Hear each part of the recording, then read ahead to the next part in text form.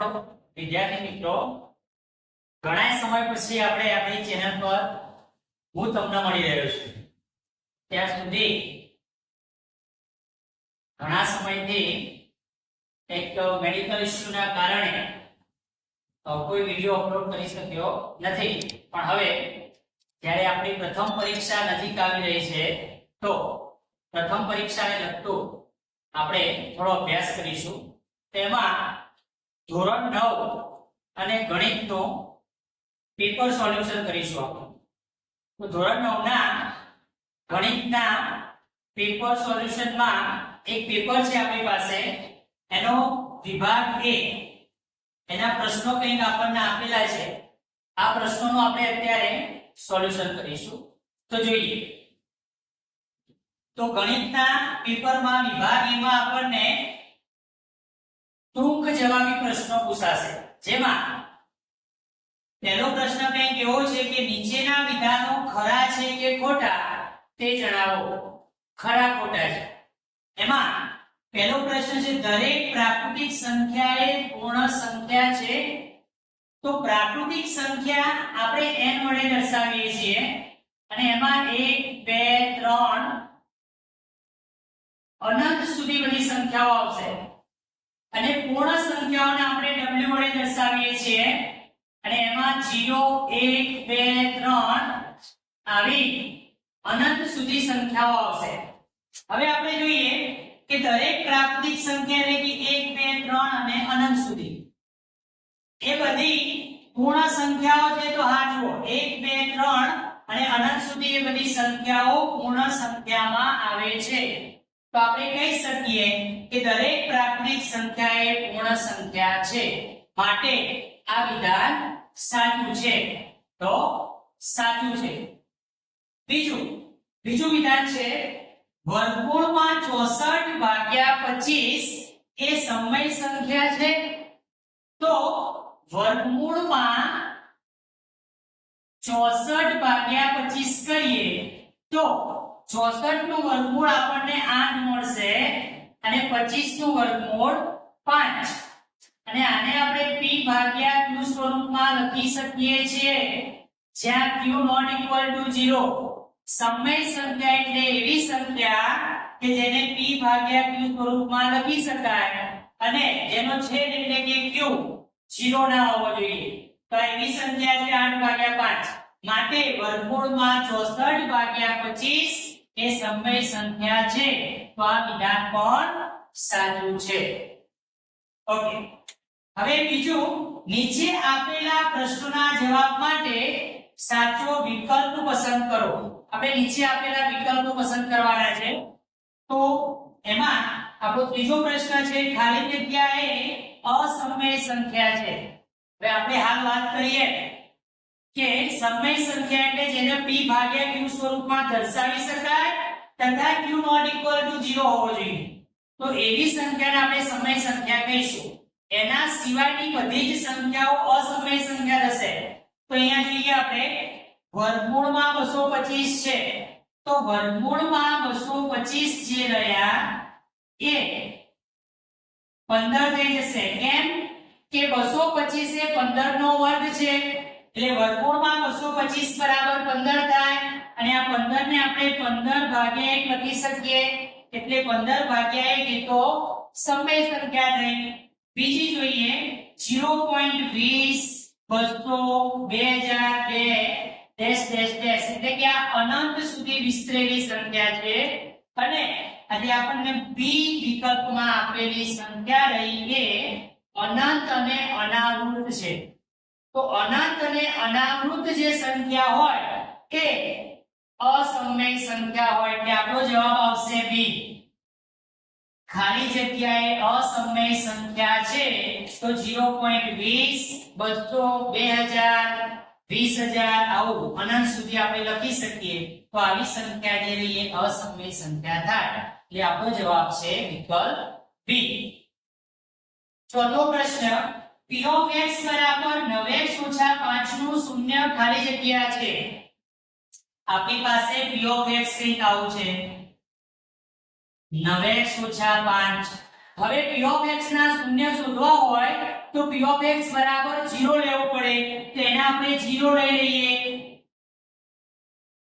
તો આપણને 9x બરાબર 5 મળશે, -5 ને પેલી બાજુ લઈ જઈએ તો પ્લસ થશે અને આપણે x શોધવાના છે તો આપણને x બરાબર 5 ભાગ્યા 9 મળશે. આ 9 ગુણાકારમાં છે, ભાગાકારમાં જશે તો x ની કિંમત આપણને 5 ભાગ્યા 9 મળશે.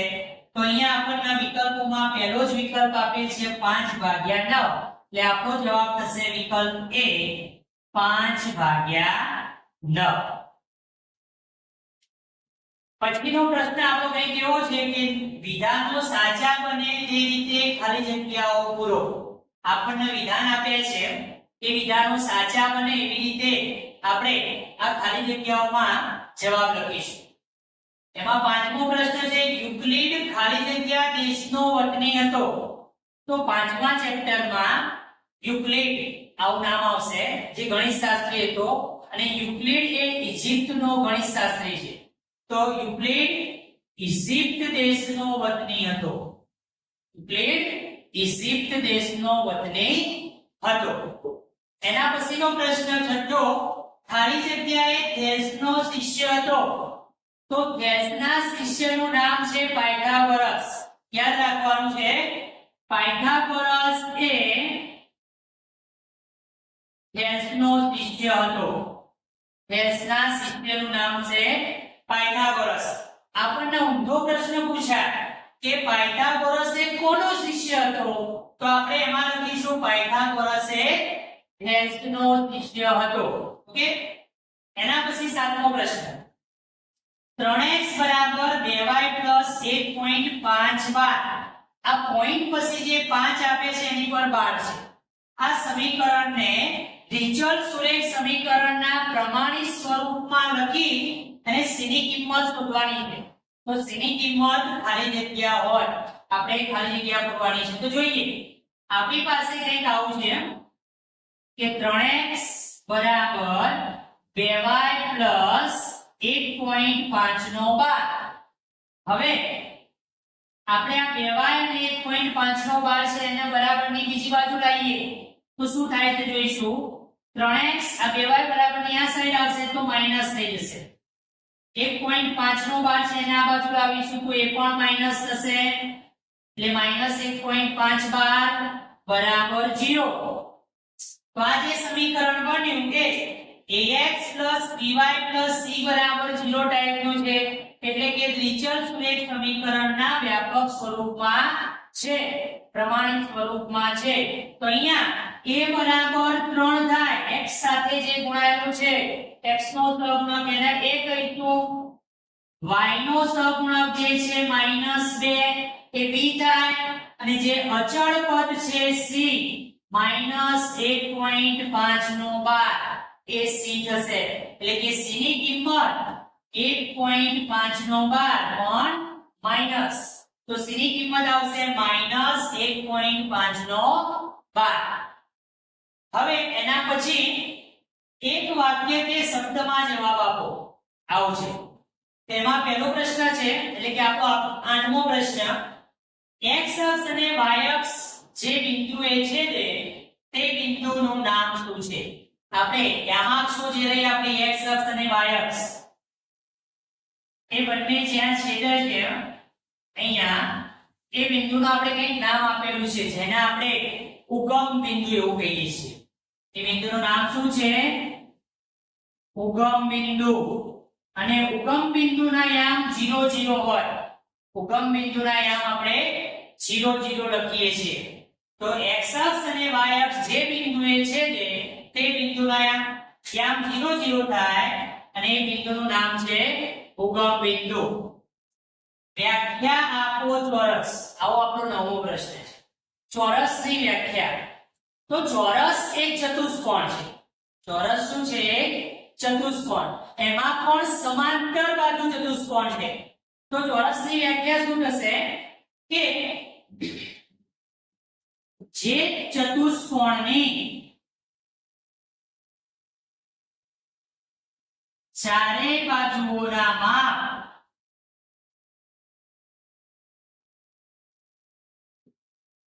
સમાન હોય અને તેનો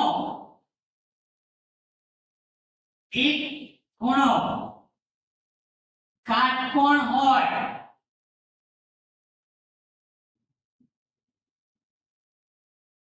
તેવા સમાંતર બાજુ ચતુષ્કોણને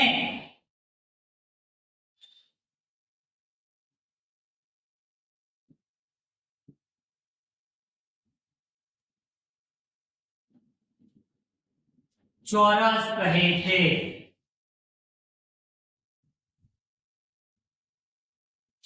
તો ચોરસ એટલે શું? એવો ચતુષ્કોણ જેની ચારેય બાજુઓ સમાન હોય અને એક ખૂણો કાટખૂણો હોય તેવો સમાંતર બાજુ ચતુષ્કોણ એને ચોરસ કહેવાય. આ એની વ્યાખ્યા થશે. આમ આપણે જાણીએ છીએ કે ચોરસ એટલે જેની ચારેય બાજુ સમાન હોય અને ચારેય ખૂણા કાટખૂણા હોય એને આપણે ચોરસ કહીએ છીએ. હવે આપણો 10મો પ્રશ્ન છે, સમતલને કેટલા પરિમાણ હોય? સમતલ એટલે શું પહેલા તો એ આપણને ખબર હોવી જોઈએ. તો આપણે જે આ અવકાશ કહેવાય, આપણી આસપાસ જે પણ હવા રહેલી છે એ અવકાશ છે અને અવકાશની અંદર કોઈ આવું સપાટી જે રહી એને સમતલ કહેવાય. આપણું આ વ્હાઇટ બોર્ડ એક સમતલ છે અને સમતલને લંબાઈ અને પહોળાઈ હોય, આવા બે પરિમાણ હોય. સમતલને બે પરિમાણ હોય, લંબાઈ અને પહોળાઈ. તો આપણને અહીંયા પૂછ્યું છે સમતલને કેટલા પરિમાણ હોય? તો 2. સમતલને 2 પરિમાણ હોય છે. તો આ હતો આપણો પ્રશ્નપત્રનો એટલે કે આપણા પેપરનો વિભાગ 1.